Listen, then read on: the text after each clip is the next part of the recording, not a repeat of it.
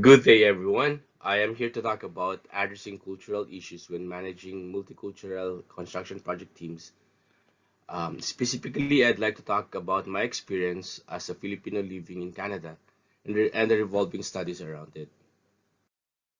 All right, so let me first introduce myself. My name is Dave Estrella, and I'm a civil engineer in both the Philippines and in Ontario, Canada.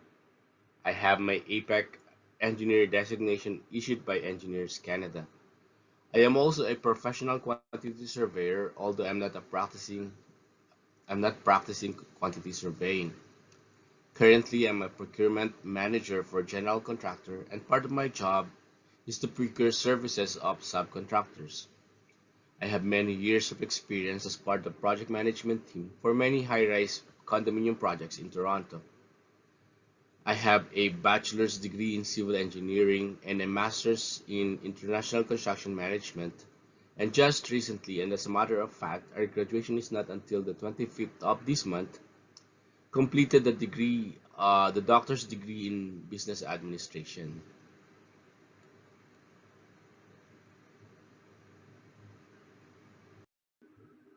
So both Toronto in Canada and Dubai in the Middle East are multicultural cities. Toronto alone is represented by different ethnicities from 169 different countries. That's how diverse is our culture. Similarly, and I concur from my two visits to Dubai that the city is indeed a multicultural city. Just want to flex this Filipino guy, proud to be of his Canadian heritage while in Dubai. And also this kid, half Filipino, half Vietnamese, but 100% Canadian. What I am trying to say is that diversity, whether we like it or not, will be here with us and will be part of the construction project management team.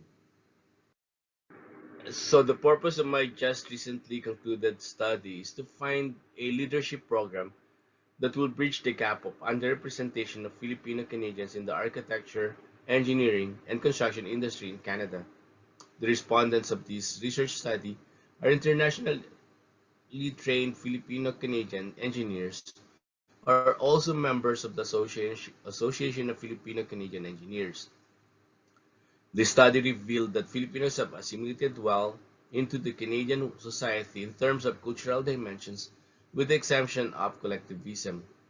The research also found out that there are leadership traits or skills that need to be tweaked for Filipino Canadian engineers to be productive part of the Canadian workforce.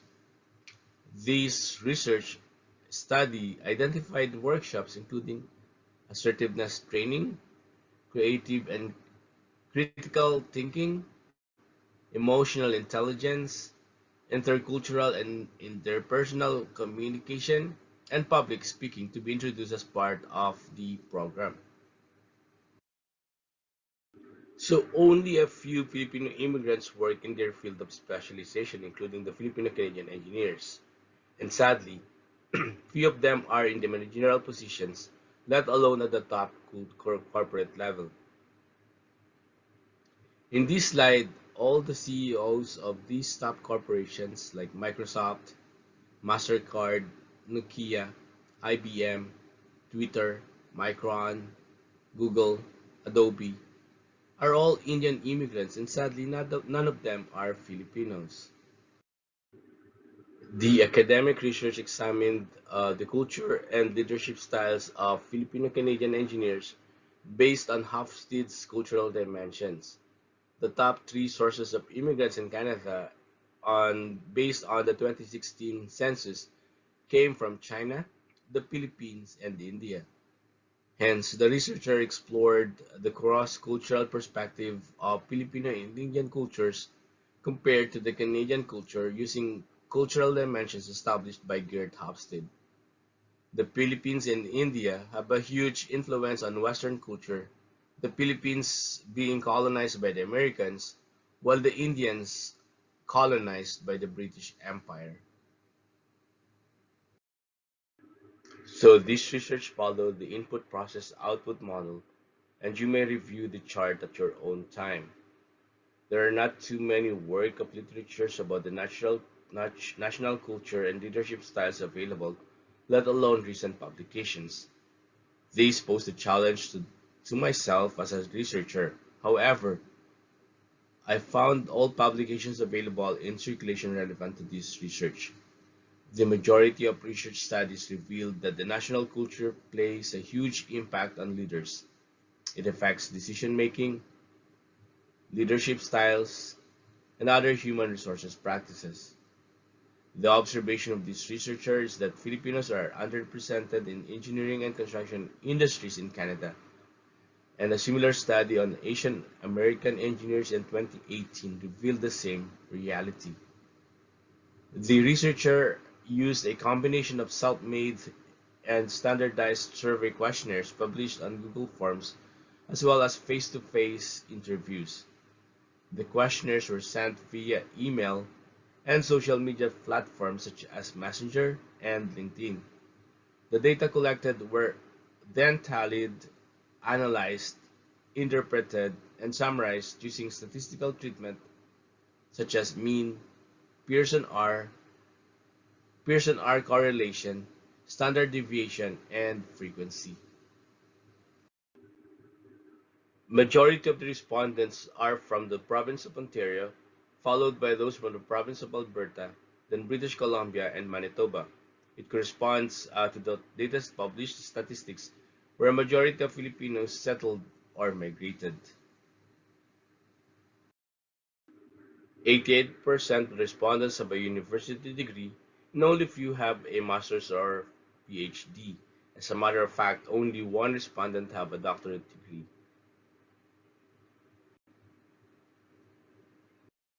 Majority of the respondents are team leaders followed by middle managers. It is interesting to note that many companies in Canada, especially in engineering and construction, work in vertical or top-down management. In terms of professional designation, 40 respondents are professional engineers or PEng, and 27 are certified engineering technologists or CET, while 23 are still in the process of their engineering training or EIT. Not everyone in Canada can be called an engineer. The Professional Engineers Act, RSO 1990, limits the use of the title engineer to those who are licensed in the province or territorial governing body. Many of the early Filipino immigrants settled for the title of engineering technologist because it is easier to get. However, there is a numerous difference between a professional engineer or PEng and the engineering technologist or the CET. Other Filipino Canadian engineers settled for professional quantity surveyors or PQS, which is a designation um, given by the Canadian Institute of Quantity Surveyors. Although many Filipino engineers in the Philippines and the Middle East, work in this field, quantity surveying is not a profession exclusive to engineers. The Project Management Professional or PMP is a title or designation granted by the Project Management Institute or the PMI. The designation is popular amongst IT professionals, but many construction project managers are seeking this designation as well because of the international popularity. Many engineers work as project managers, but not all project managers can become an engineer, just like the quantity surveyors. As a matter of fact, project management is not considered an engineering experience, but that's a separate subject in itself. The table shows that 82.4% of the respondents think Filipinos are underrepresented in the engineering and construction industry. Although there is no recent study regarding the underrepresentation of Filipino-Canadian engineers, the results are compellingly similar to an earlier study on Asian-born engineers in the United States and Canada. This table shows that 65.5% of the respondents are satisfied in the current employment, and the level of satisfaction is important in any workplace. If employees are satisfied, they tend to supply a service that is above and beyond. On the perceived cultural dimension concerning power distance, it shows a weighted mean of 2.11, verbally described as disagree. The power distance is defined as the even acceptance of power between the less powerful and the most powerful member of an institution. The Gert Hofstede analysis for Canada reveals that relatively low power distance, while for the Philippines it is extremely high. It is quite interesting to note that the Filipino Canadians Power Distance Index reveals being more Canadian in cultural value. So, with regards to the correspondence perceived cultural dimension in terms of the uncertainty avoidance, it shows a weighted mean of 4.39, or verbally described as strongly agree. The uncertainty avoidance index is the level by which members of the cultural group are afraid of unknown situations such as the future. This is also the acceptance of innovative ideas or culture. Both Philippines and Canadian cultures are accepting of uncertainties. Hence, the results from this academic research confirms the same. This reveals that the Filipino-Canadian engineers are accepting, or tolerating new concepts or ideas, and indicative that as a group they can still learn and unlearn innovative ideas and or concepts. On the respondent's perceived cultural dimension in terms of collectivism, it shows a weighted mean of 3.55, verbally described as agree. The individualism cultural dimension is the degree of interdependence by which a member of a cultural group has among its other members. Canada is characterized as an individualistic group, while the Philippines is considered a collective culture, as manifested in extended family culture. Many major personal and professional associations or decisions by the Filipino-Canadian engineers are still approved by the family members. The findings underscore the desire and ambitions of the whole family over the needs and aspirations of individuals that takes precedence, thus contributing to the individual's character.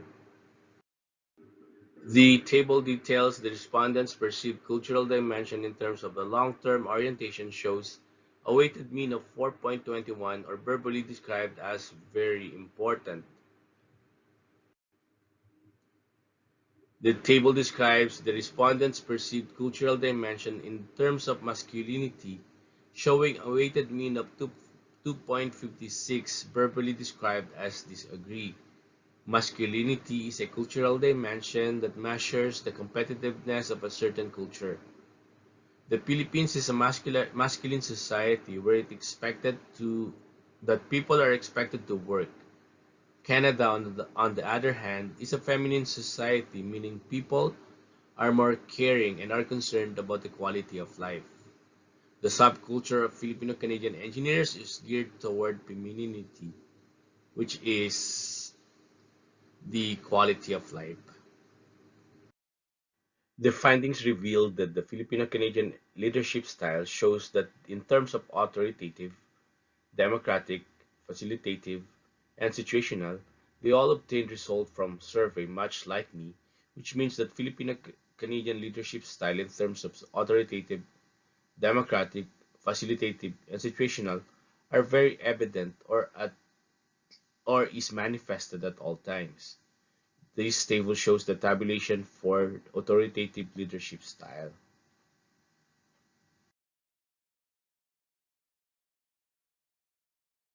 Democratic style,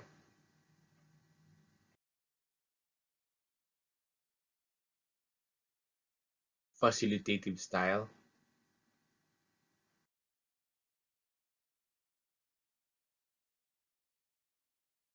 and lastly, Filipinos also exhibit situational leadership style as shown in this table.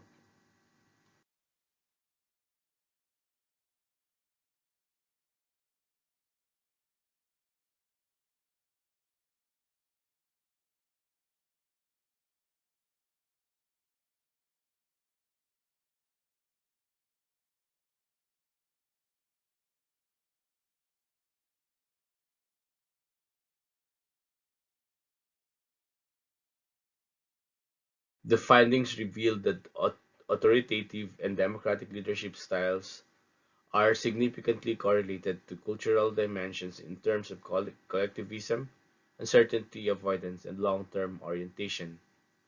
This is the table for authoritative.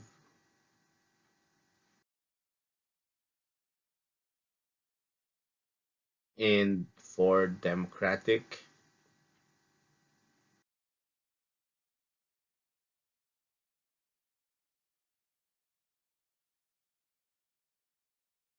facilitative is significantly correlated to power distance, uncertainty avoidance, and long-term orientation.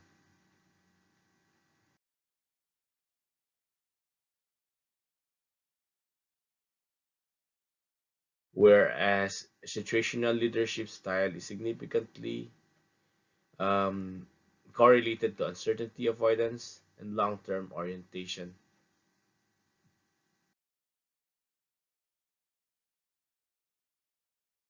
The test of influence using regression analysis is revealed that among the predictors such as masculinity, long-term orientation, power distance, collectivism, and uncertainty avoidance, only one factor is significant predictor.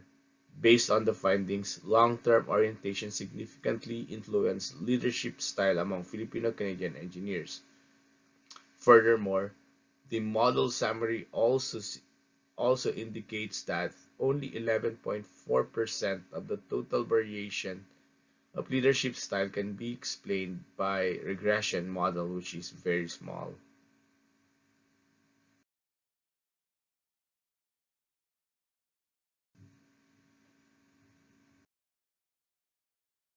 By ANOVA,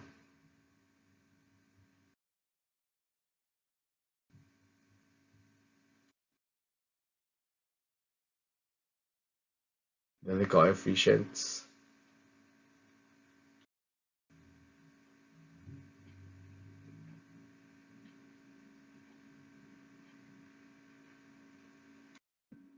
So I asked the respondents on how effective are the current leadership skills of Filipino Canadian engineers in the Canadian workplace. And the majority responded that Filipinos are recognized in the workplace as being honest, effort-driven, effort-driven workers with technical expertise. Filipinos are viewed as great workers but not as leaders or someone in the management position. And Filipinos face a hindrance in their leadership skills, and there is a lot of room for improvement. I would put an emphasis on Filipinos with technical expertise. So we all have our technical expertise, but then again, we are not viewed as someone as a leader or someone in the management position, but rather we are viewed as workers, great workers.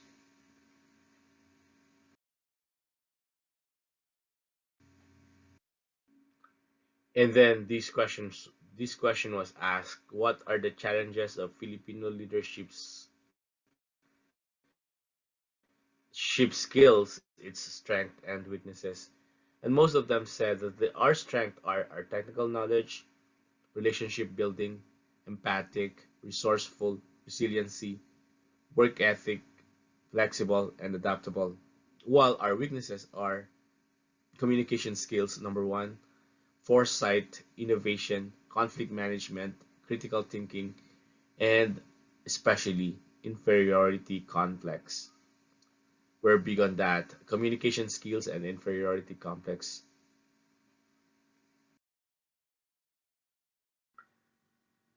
Doing the SWOT analysis for all our leadership skills, the following are our strength: relationship building, technical knowledge, resourcefulness, resilience, work ethic, integrity, discipline, empathy, passion, servant leadership, and nurturing.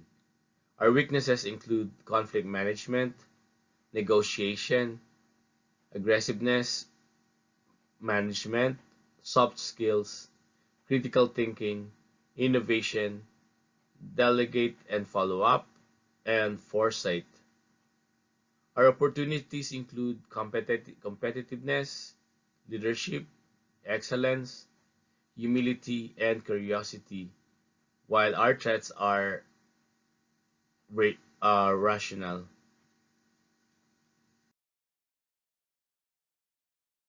So, based on the interviews, the leadership skills that Filipino Canadian engineers need to learn are: number one, be assertive, conflict management, personal branding, improve communication skills, and the thought process in general, critical thinking, assertiveness, managing cultural differences. While the leadership skills that Filipino Canadian engineers need to unlearn include the fear of asking question. We're big on that, and the Ningas Kugon. So now we know that that the national culture affects the leadership styles of every Filipino Canadians, as well as we now know that the technical expertise of Filipinos coming to Canada are at par with other nationalities, but we are lacking on these five leadership traits, which are being assertive, critical and creative thinking, emotional intelligence, intercultural and interpersonal communication, as well as public speaking. It is therefore our hope that these five programs be taken so that Filipino Canadians will be upgraded to managerial position. So if there's any questions, I will be joining the Zoom call very shortly.